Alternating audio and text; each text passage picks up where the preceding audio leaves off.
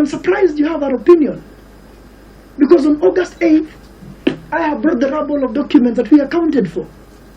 Where the story that we didn't account for or we are resisting it came from, I do not know. I have here, right now, with me, the files with me. We shall leave them here. We submitted them on August 8th.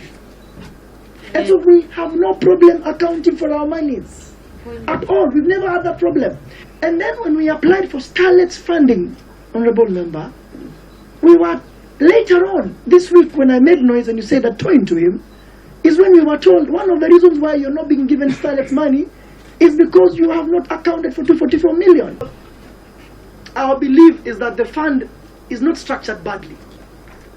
It's not structured badly. I think the Honorable asked, it's not structured badly.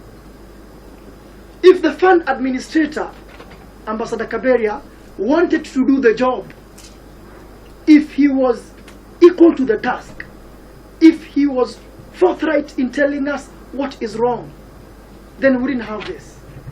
We believe that if he's ready to equally respond when we go to him, if he's ready to send the money approved to the federations, if he's ready to say, no, we cannot fund you because of 1, 2, 3, let's rectify, Chair, then we will not have this problem.